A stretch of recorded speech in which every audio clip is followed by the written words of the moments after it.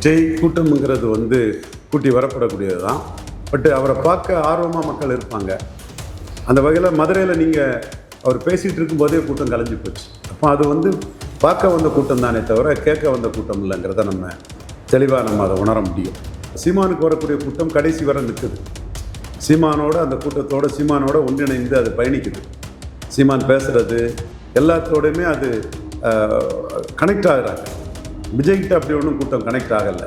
சீமானுக்கு கூட்டம் மக்களோட மக்களோட மக்களாக இருக்கக்கூடிய ஒரு தன்மை தெரியும். அந்த வகையில் தான் வாக்கு வங்கியும் இருக்கும்னு என்னோட கருத்து. அதில் நாம் தமிழர் வேட்பாளர்கள் எல்லாம் அவங்க பை சாய்ஸ் வந்தவங்க. இது என் கட்சி, இந்த கட்சிக்காக உழைக்கணும், இந்த கொள்கை எனக்கு பிடிச்சிருக்கு, வேலுப்பிள்ளை பிரபாகரன் தமிழின தலைவர், சீமான் உறுதியான தலைவர், எப்பவும் தனித்து போட்டிவிடுவாங்க, அதை கொள்கை ரீதியாக அதை ஏற்றுக்கொண்டு களமாடக்கூடியவங்க நாம் தமிழர்கள். இது சந்தர்ப்பம் காரணமாக வந்தக்கூடிய சுயநல கூட்டம். பட் சீமான் போட்டிருக்க 214 மணிகள் 15 நாளைக்கு முன்னே போட்டுட்டார். நீ போட முடியாமல் அங்கங்கே அதிருப்தியாளர்கள் டிக்கெட் கிடைக்காத வருவானான்னு வலைவீசி தேடி பிடிச்சி போட்டிருக்கார். இது பெரிய சந்தர்ப்பவாதிகளையும் அரசியல் பச்சுவந்திகளையும் சுயநலவாதிகளையும் கேண்டிடேட்டாக போட்டிருக்கார். 2 தொகுதியில் நிற்கிறது நம்பிக்கை குறவு தாங்க. ஒரு தொகுதியிலே நின்று இருக்கலாம், அவர் 2ல் நின்னா பப்ளிசிட்டி கிடைக்கும்னு தெரியுது. மேலும் அவர் பெரம்பூர் அவருக்கு தொகுதியில் பிரச்சாரம் பண்ணுறாரு. அப்புறம் திருச்சி கிழக்கு அவருக்கு தொகுதியில் பிரச்சாரம் பண்ணுறாரு. சீமான் அப்படி இல்லை, எல்லா தொகுதியும் பிரச்சாரம் பண்ணிட்டு காரைக்குடிக்கு போகிறாரு. இப்போ சீமான் தன் கட்சியை பார்க்காரு, பிரபாகரன் இமேஜ் வளரணும்னு பார்க்குறாரு, கட்சி வளரணும்னு பார்க்குறாரு. அதனால தான் 30 விழுக்காடு எடுத்த கமலஹாசனால் 2.5 விழுக்காடு தான் மக்களின்மையும் எடுக்க முடிஞ்சுது. 30 விழுக்காடு தாண்டின தினகரனால் 2.5 விழுக்காடு தான் அமமுக எடுக்க முடிஞ்சுது. சீமான் 3வது போனாலும் 6.5 விழுக்காடு வாக்கெடுத்தார். கட்சி இன்னும் எல்லாத்தையும் ஒன்றா பார்க்குறாரு. அதில் காரைக்குடிக்கும் அவருக்கு தொகுதி, தலைவருக்கு தொகுதின்னு கொஞ்சம் கூடுதல் இது கொடுக்குறாரு. அப்புறம் சவுத்தில் எடப்பாடிக்கு புதுசாக வரக்கூடிய என்டிஏ ஓட்டுக்குள்ளே ஓட்டு வரணும். அது எப்படி வருங்கிறது பெரிய கேள்விக்குறியாக இருக்குது. அதில் சீமானும் உள்ள அரசியல் பண்ணுறாரு. ஸோ சவுத் களம்ங்கிறது எடப்பாடியா சீமானாங்கிற ஒரு பெரிய இதுக்குள்ளே வரும். இது நான் நடந்த விஷயத்தில் சொல்கிறேன். காரைக்குடி தொகுதியில் யார் நின்னாலும் நிற்கலைன்னாலும் சீமான் ஒரு லீடருங்கிற முறையில் அருப்புக்கோட்டையில் எம்ஜிஆர் 60 விழுக்காடு எடுத்து ஜெயித்த மாதிரி, தென் ஜெயலலிதா போடி நாயக்கூரில் 50 விழுக்காடு எடுத்து ஜெயித்த மாதிரி நாம் தமிழரும் அங்கே ஒரு லீடருங்கிற இமேஜில் சீமான் வெற்றி பெற வாய்ப்பு இருக்கிறதா பார்க்குறேன். கடைசி நேரத்தில்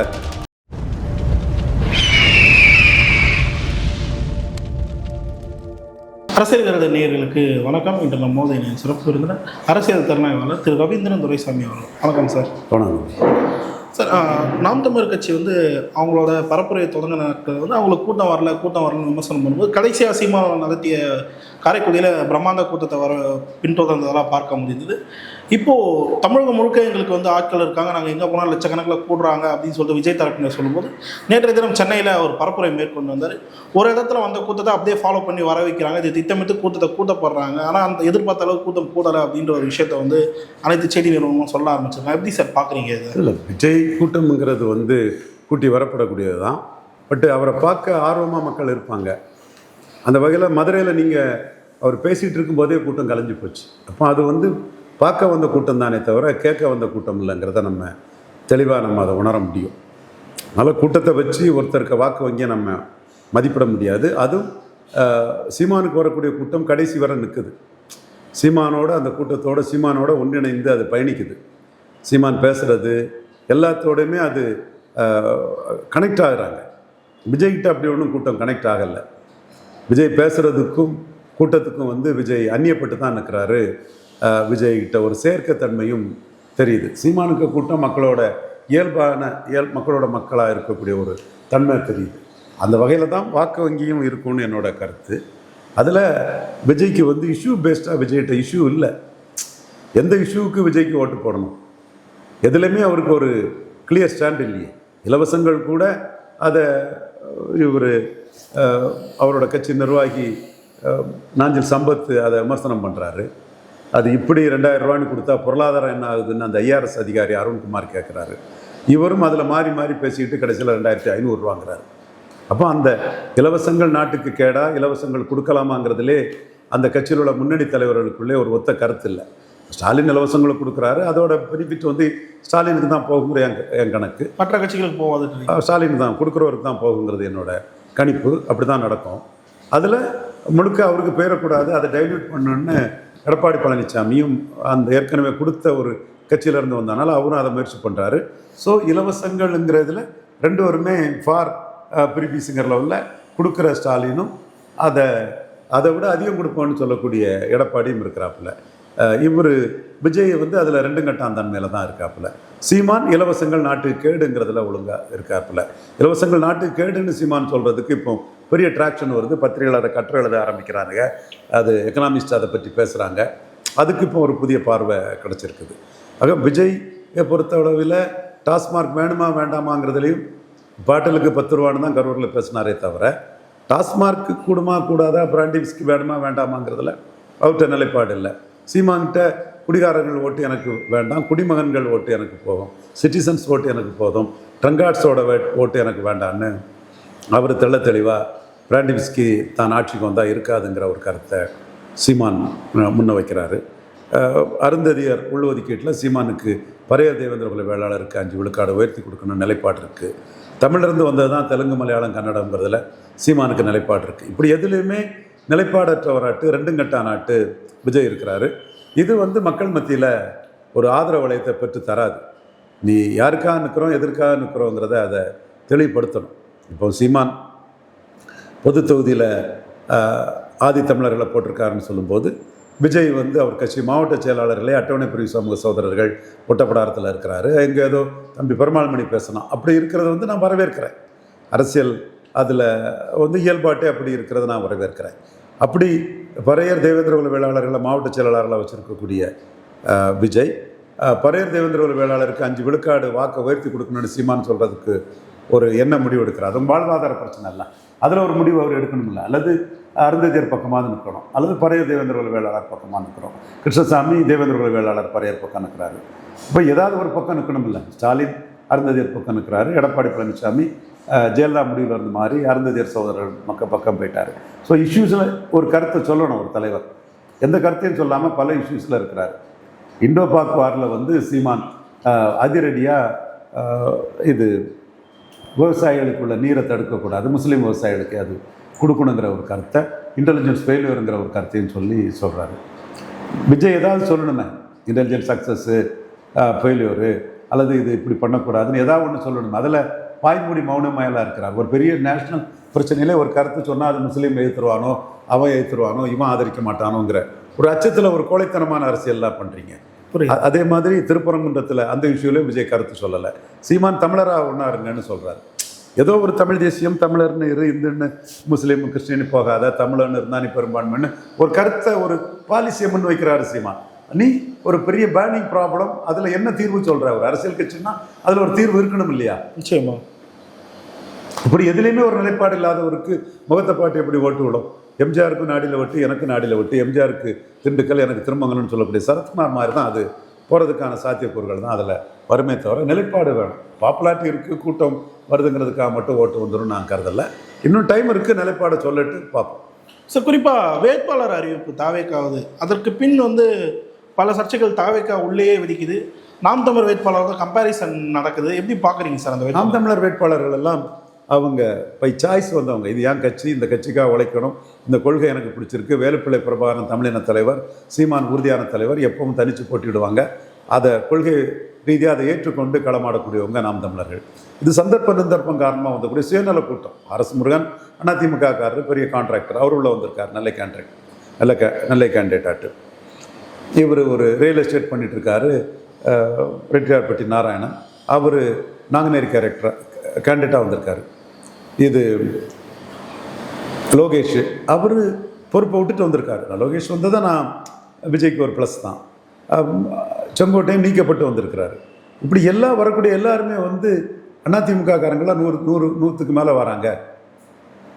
அப்போ இனிமேல் எடப்பாடிக்கிட்ட எதிர்காலம் இல்லை, எடப்பாடிக்கு எதிர்காலம் இல்லை. தப்பித்தவரி அவருக்கு ஒரு வேளையில் எதிர்காலம் வந்தாலும் நம்மளும் அதில் வாழ விட மாட்டார். அப்போ எடப்பாடி விட நம்ம பயணிக்கிறதுல என்ன லாபம் நினச்சி லாப நோக்கத்தில் வந்துடக்கூடிய ஒரு வியாபார கூட்டம் தான் விஜய்கிட்ட கூட்டம். அந்த வியாபார கூட்டத்தை தன்வசப்படுத்தணுன்னு தான் அவர் எம்ஜிஆரையும் ஜெயலலிதாவும் சொல்கிறார். இத்தனைக்கும் ஜெயலலிதாவால் பாதிக்கப்பட்ட ஒரு விஜய். தலைவா படத்தெல்லாம் ஜெயலலிதா அடிச்சுன்னு இருக்குனாங்க, நம்ம அது தப்புன்னு சொல்லியிருக்கோம். அது பிறகு அவர் மோடியை போய் கோயம்புத்தூரில் பார்த்தாரு, ஜெயலலிதா இவரை வெட்டு செல்லான்னு ஓட்டு, இவனுக்கெல்லாம் ஓட்டு கிடையாது, ஒன்றும் கிடையாது, உங்கள் முகத்துக்கெல்லாம் ஒன்றும் கிடையாதுன்னு நிரூபித்தாங்க. அப்புறம் ஜெயலலிதா இறக்கும் தருவாய் வர விஜய் வந்து அரசியலே பேசலை. என்ன வாரம்னா இது நீங்கள் கூட்டணி போவீங்க, சில கோடிகளை செலவழித்து எம்எல்ஏ ஆகிடலான்னு நினச்சாங்க. கூட்டணி போகலை, வெக்ஸ் ஆகி லட்சங்களை கூட செலவழிக்காமல் அப்படி சோர்ந்து போய் இருக்கிறாங்க. நீங்கள் பார்க்கும்போது எல்லாருமே டல்லாக தானே இருந்தாங்க. தாவேக்கா உற்சாகமே யார்கிட்டையுமே உற்சாகம் இல்லை, அத்தனை பேரும் டல்லாக தான் இருந்தாங்க.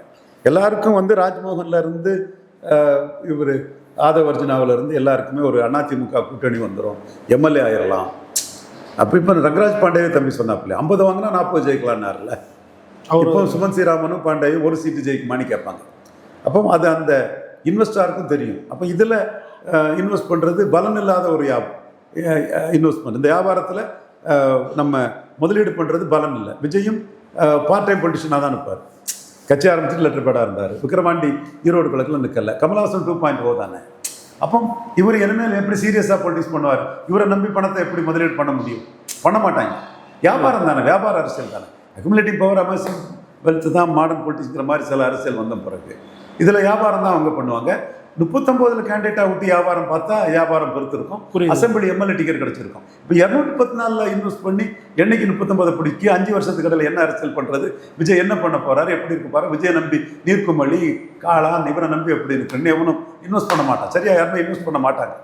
குறிப்பாக சார், இப்போ 234 தொகுதி வேட்பாளர் வந்து போட மாட்டாங்க அப்படின்ற ஒரு விஷயத்த வந்து நீங்கள் சொல்லியிருந்தீங்க. இப்போ 234 போட்டிருக்காங்க, ஆனால் அது எல்லாமே மாற்று கட்சியிலேருந்து வந்தது. ஆனால் நடுவில் உங்களை சில பேர் சீட்னதை பார்க்க முடியுது. எப்படி பதிலடி கொடுக்க நினைக்கிறீங்க? சிரிப்பாக தான் இருக்குது. எதனால சார்? இரவல் வேட்பாளராக போட்டிருக்க தம்பி சாட்டை துறைமுருகன் சொன்ன மாதிரி எச்சியலை பொறுக்கி கேண்டிடேட்டாக போட்டிருக்க. மன்னிக்கணும், இந்த வார்த்தையை நான் சொல்ல விரும்பலை. நீ சாரி, கேண்டிடேட்டு தான் என்றாலும் எடப்பாடி வேண்டான்னு கழிச்சு போட்டவங்கள தானே எடுத்து போட்டிருக்கீங்க. லோகேஷை நான் சொல்ல வரல. ஒரு சிலர் எடப்பாடிக்கிட்ட இருந்தே பொறுப்போட வந்தவங்கள நான் மதிக்கிறேன். மற்றபடி எடப்பாடி வேண்டானே ஒதுக்கணுங்க தானே போட்டீங்க. செங்கோட்டையன் உட்பட எடப்பாடியால் நீக்கப்பட்டவர் தானே. கரண்டில் எடப்பாடிகிட்ட இருந்து யாரும் எடுத்திருக்கீங்க? யாரும் இல்லை. ஸோ அப்போ உங்களுக்கு வந்து பிறந்தநாள் வந்து நீங்கள் 35 இடத்துக்கு மேலே கொண்டாட முடியலை, இன்னும் ஆதாரம் தர முடியல. அப்போ 35 இடத்துக்கு மேலே உங்களுக்கு உருப்படியான கேண்டிடேட் கிடையாது. புரியுது. இப்போ 234ங்கிறது வந்து வாச்சான் போச்சான பிடிச்சி வியாபாரம் பேசி வியாபாரிகளை போட்டிருக்கீங்க. இதுதான் நான் 234 போட முடியாதுன்னு நான் சொன்னது உண்மைதான். போட்டதை நான் பாராட்டுறேன். விஜயகாந்த் போட்டிருக்காரு, சீமான் போட்டிருக்கிறாரு. பட் சீமான் போட்டிருக்க 234 மணிகள் 15 நாளைக்கு முன்னே போட்டுட்டார். நீ போட முடியாமல் அங்கங்கே அதிருப்தியாளர்கள் டிக்கெட் கிடைக்காம வருவானான்னு வலைவீசி தேடி பிடிச்சி போட்டிருக்க. இது பெரிய சந்தர்ப்பவாதிகளையும் அரசியல் பச்சுவந்திகளையும் சுயநலவாதிகளையும் கேண்டிடேட்டாக போட்டிருக்க. உண்மையிலே கேண்டிடேட் கிடையாது. 60 கேண்டிடேட் மேலே கிடையாது விஜய் தரப்புக்கிட்ட. அது புசியானந்த் உருவாக்குனது. பிஎஸ் பாபுக்கு பேரே தெரியலைன்னா மாஜி பிரபுன்ற. அப்போ உங்களுக்கு வந்து என்னவோ உங்கள் பாப்புலாரிட்டியை வச்சு 234 தேர்த்திட்டாங்க. எனிவே 234 போட்டது சாதனை தான், நான் பாராட்டுறேன். ஆனால் உங்களால் ரொம்ப பாதிக்கப்பட்டிருக்காங்க சார் அவங்க. என்னாலையா? ஆமாம், விஜய்க்கு நம்ம தானே போட்டி பாதிக்கப்பட்டிருக்காங்க. பட் நீங்கள் போட்டி விஜய் நமக்கு அவர் சினிமா ஹீரோ, நம்ம அந்த போட்டின்னு இல்லை, கருத்தியல்ல விஜய்க்கு நம்ம போட்டி தான். அவர் வந்து கூட்டணி ஆற்றினார். கடைவிரித்தேன் கொள்வாரிலே ஒருத்தர் வரமாட்டாங்கன்னு சொன்னேன். இவர் டெப்டி சீஃப் மினிஸ்டராக போயிடுவாருன்னாங்க. இல்லை, பலம் நிரூபிக்காத ஒருத்தரை கூட்டணி சேர்க்க முடியாது, அது பிரச்சனைன்னு சொன்னேன். லெட்டர் பேடு தான். நம்ம சொன்ன மாதிரி 39 கேண்டிடேட் போட்டிருந்தாருன்னா பிரச்சனை. 39 போட முடியாமல் தானே இப்போ 214 போடுறதுக்கு ஒன்றை பிடி என்ன பிடின்னு புள்ள பிடிக்கார மாதிரி சம்மந்தம் இல்லாதவன், தாவேக்காவுக்கு தொடர்பு இல்லாதவன் எப்படியோ பிடிச்சி 214 பேரை போட்டு தெவச்சிட்டாங்க. அவ்வளோதான். அதுலேயும் ஷெரீப், முஸ்தபா, ஜெகநாத் மிஸ்ரா கூட்டணி கட்சியை கேண்டிடேட் மாதிரி மோசடியாக பண்ணுறீங்க. புரியுது. கூட்டணி கட்சியே கேண்டிடேட் கிடைக்காம கூட்டணி கட்சிக்கு அங்கே கொடுக்குறீங்க. முஸ்தபாவுக்கு, ஜெகநாத் மிஸ்ராவுக்கு, KM ஷெரீப்புக்கு. சரி, கூட்டணியாக கொடுத்துருக்குன்னு சொல்ல வேண்டியது தானே. 234 கேண்டிடேட் மாதிரி அனுப்பினேன். இதுவே விஜய்க்கு மோசடி தெரியுதா இல்லையா? இது மோசடி தானே. நீங்கள் 200 விஜய்க்கு 2 அதில் ஒன்றா குறைச்சிடுங்க, 3 4 230 போட்டுட்டேன். விஜய் 2 தொகுதியில் நிற்கிறாரு. 3 பேர் ஜெகநாத் மிஸ்ரா, KM ஷெரீப், முஸ்தபா கூட்டணி கட்சிக்கு கொடுத்தோன்னு சொல்லியிருக்க வேண்டியதானே. உங்கள் கேண்டிடேட் மாதிரி இல்லையா மோசடி பண்ணுறீங்க? அப்போ 234 போடுறதுக்கு தண்ணி குடிச்சிருக்கீங்க, தலைகீழாக நடந்திருக்கீங்க, சிரமப்பட்டிருக்கீங்க. சார், குறிப்பாக சீமான் விஜய் கம்பேரிசன் சீமானுக்கு லாபமான பல சமயத்தில் நீங்கள் சொல்லியிருக்கீங்க. இப்போது களத்துக்கு வரலாம் சார். 2 தொகுதியில் நிற்கிறது வந்து கம்பேரிசன் வைஸ் சீமானுக்கு மதிப்பை கூட்டுது அப்படின்னு சொல்ல போகுது. எப்படி பார்க்குறீங்க சார்? 2 தொகுதியில் நிற்கிறது வந்து நம்பிக்கை குறைவு தான் காரணம். இப்போ ஒரு தொகுதியிலே நின்று இருக்கலாம், அவர் 2ல் நின்னா பப்ளிசிட்டி கிடைக்கும்னு தெரியுது. மேலும் அவர் பெரம்பூர் அவருக்கு தொகுதியில் பிரச்சாரம் பண்ணுறாரு. அப்புறம் இது திருச்சி கிழக்கு அவருக்கு தொகுதியில் பிரச்சாரம் பண்ணுறாரு. சீமான் அப்படி இல்லை, எல்லா தொகுதியும் பிரச்சாரம் பண்ணிட்டு காரைக்குடிக்கும் போகிறார். இப்போ சீமான் தன் கட்சியை பார்க்காரு, பிரபாகரன் இமேஜ் வளரணும்னு பார்க்குறாரு, கட்சி வளரணும்னு பார்க்குறாரு. அதனால தான் 30 விழுக்காடு எடுத்த கமலஹாசனால் 2.5 விழுக்காடு தான் மக்களின்மையை எடுக்க முடிஞ்சது. 30 விழுக்காடு தாண்டின தினகரனால் 2.5 விழுக்காடு தான் அமமுக எடுக்க முடிஞ்சது. சீமான் 3வது போனாலும் 6.5 விழுக்காடு வாக்கெடுத்தார். கட்சி இன்னும் எல்லாத்தையும் ஒன்றா பார்க்குறாரு. அதில் காரைக்குடிக்கும் அவருக்கு தொகுதி, தலைவருக்கு தொகுதின்னு கொஞ்சம் கூடுதல் இது கொடுக்குறாரு. விஜய் வந்து ஃபோக்கஸே பெரம்பூருக்கும் திருச்சி கிழக்குக்கும் தான், மற்ற இடங்களுக்குள்ள இல்லை. அப்போ உங்கள் பார்வையை வந்து கட்சிங்கிறதோட உங்கள் இண்டிவிஜுவலை தான் பார்க்குறீங்க. கமலஹாசன் தினகரன் பாணியில் தான் பார்க்குறீங்க. பார்ட் டைம் பொலிட்டிஷியனாக தான் கமலஹாசன் தினகரன் மாதிரி விக்கிரவாண்டி நாங்குநேரி வெள்ளூரில் நிற்காமல் நீங்கள் ஈரோடு கிழக்குலையும் விக்கிரவாண்டியில் நிற்கல. ஸோ எல்லாமே நீங்கள் வந்து ஒரு பார்ட் டைம் பொலிட்டிஷியன், பகுதி நேர அரசியல்வாதி, தோண்டி மறைவுடைய மின்னல் காளான், இந்த மாதிரி தான் உங்களோட நடவடிக்கைகளை தகவமைச்சிட்டு போகிறீங்க. தவேகாவோட முக்கிய நிர்வாகிகள்லாம் குறிப்பாக சென்னையை தேர்ந்தெடுத்து நிற்கிறாங்க. இதை எப்படி பார்க்குறீங்க? வியூகமாக பார்க்கலாமா எப்படி சார்? ரசிகர் மன்ற ஆக்டிவிட்டீஸ் வந்து சென்னை தலைநகரில் தான் இருக்கும். இப்போ நீங்கள் கமலஹாசனுக்கு எடுத்துட்டிங்கன்னா நார்வேலில் சில 1000 ஓட்டு உண்டு. அதை தாண்டி பத்தனாபுரம், உழவங்கோடு, கிள்ளியூருங்கெல்லாம் சில 100 வாக்குகள் தான். அப்போ நீங்கள் சிவாஜி மண்டபம் வந்து அந்த ஆக்டிவிட்டீஸ் வந்து நார்வேலில் ஹெவியாக இருக்கும். உழவங்கோடு, கிள்ளியூர், திருவட்டாறு அந்த பகுதிகளில் ரொம்ப குறைவாக தான் இருக்கும். ஆனால் அந்த பகுதியில் விஜயகாந்துக்கு மன்றம் இருந்தது. சித்தா ரவிச்சந்திரன்லாம் ஒருத்தர் விஜயகாந்த் மன்றத்தில் இருந்தார். தமிழை நின்று சொல்லடா, தலை நிம்மதிடான்னு இங்கே மலையாளிஸ் இருக்கனால கொஞ்சம் அந்த இது இருக்கும். பொதுவாக ரசிகர் மன்ற ஆக்டிவிட்டீஸ் வந்து வசூல், தேட்டரு, நாள் டிக்கெட்டு இதெல்லாம் சிட்டிக்குள்ளே தான் ஆப்ரேட் பண்ணுவாங்க. அதே மாதிரி மெட்ராஸ் சிட்டிக்குள்ளே ஒரு வரவேற்பு இருக்கும், ஹெட் குவார்ட்டர்ஸில் ஒரு வரவேற்பு இருக்கும். அந்த வகையில் சிட்டியில் ரசிகர்கள் அதிகங்கிற அடிப்படையில் விஜய் தானே அந்த கட்சிக்கு முதலீடு, முகம், அவங்க அதை சிட்டியை ப்ரிஃபர் பண்ணலாம். ஆனால் 13 தொகுதியை நாங்கள் வெல்வோம் அப்படின்னு சொல்கிறாங்க சார். அது கிளைம் பண்ணலாம். அது என்ன இருக்குது? ஸ்ரேயா ஸ்ரீதரன் 47 விழுக்காடு ஸ்டாலின் வருவார், 32 விழுக்காடு எடப்பாடி வருவார், 12 விழுக்காடு சீமான் வருவார், 6 விழுக்காடு தாவேக்கா வருவார்னு ஒரு பதிவு போட்டிருக்காரு. அது அவருக்கு கிளைம். ஸோ கிளைம் அவங்க பண்ணுறதுல தப்பு இல்லையே, அது கிளைம் பண்ணுறது அவங்க உரிமை. சார், பாஜகவுக்கு ஒதுக்கப்பட்ட 27 தொகுதிகளில் நாம் தமிழருக்கு ஒரு எட்ஜ் இப்போ இருக்குது அப்படின்னு சொல்லிட்டு சொல்லப்படுது. நீங்களும் பல நாட்களாக பேசிட்டு வரீங்க. என்ன காரணம் சார் அதுக்கெல்லாம்? இல்லை, அப்படி நான் நினைக்கல. அப்போ அதிமுக திராவிட இயக்க வாக்குகள் பாஜகவுக்கு டிரான்ஸ்ஃபர் ஆகாதுங்கிற ஒரு கருத்தை முன் வச்சு பலரும் சொல்லுவாங்க. அமைஞ்ச பிறகு தான் அதை தெளிவாக சொல்ல முடியும். என்னோட பார்வை 18 விழுக்காடு என்டிஏ வாக்குகளும் ரெட்டலைக்கு டிரான்ஸ்ஃபர் ஆகாதுங்கிறது தான் என்னோட கருத்து. அதுக்கு மாறுபட்ட ஒரு கருத்தாக அதிமுக ஓட்டு தாமரைக்கு டிரான்ஸ்ஃபர் ஆகாதுன்னு சிலர் சொல்லியிருக்காங்க. ஓகே, அவங்க பார்வையிலேருந்து சொல்கிறாங்க. என் பார்வையிலேருந்து ரெட்டலைக்கு என்டிஏ ஓட்டு டிரான்ஸ்ஃபர் ஆகாதுன்னு சொல்லது காரணம், அது எடப்பாடிக்கும் எதிராக விழுந்த வாக்குகள் தான். முக்குளத்தோர் வாக்கெல்லாம் எடப்பாடிக்கு எதிரான வாக்குகள் தான். அதனால தான் சீமான், சசிகலா, தினகரன், ஓபிஎஸ் 10.5 இதெல்லாம் சொல்லி எடப்பாடிக்கு எதிராக அந்த முக்குளத்தோர் வாக்கை திருப்பக்கூடிய அரசியலை பண்ணுறாரு. இந்த நாடார்கள் வாக்கு இன்றைக்கி வந்து எடப்பாடிக்கு எதிராக போயிட்டாங்க. கன்னியாகுமரி மாவட்டத்தில் நாடார் சமுதாயம் வந்து ஒரு சீட்டு கூட கொடுக்கலைங்கிற ஒரு கோபம் இருக்குது. அதுக்கு அங்குள்ள மாவட்ட செயலாளரை குறை சொல்ல முடியாது. அவர் என்ன செய்வார்? கட்சி தலைமை தான் அதை இது பண்ணோம். தளவாய் வந்து மாவட்ட செயலாளர் இருக்கார், அவரை தான் குறை சொல்கிறாங்க. அவரை குறை சொல்கிறது எந்த வகையில் நியாயம்னு எனக்கு தெரியல. அவரை கூட செகண்ட் லிஸ்ட்டில் தான் பண்ணாங்க, அவர் பெரிய தலைவராக இருந்த பிறகு கூட. ஸோ எடப்பாடி அதே மாதிரி திருநெல்வேலியும் பண்ணியிருக்கிறாரு. அதில் ரிட்டையர் பட்டி நாராயணன் தாவேக்காவுக்கு போயிருக்கிறாரு. ஸோ மோடி பிரதமர் விழுந்த நாடார் வாக்குகள் வந்து தமிழகம் முழுவதும் எடப்பாடிக்கு விழுறதுக்குள்ள வாய்ப்புகள் மிக மிக குறைவு.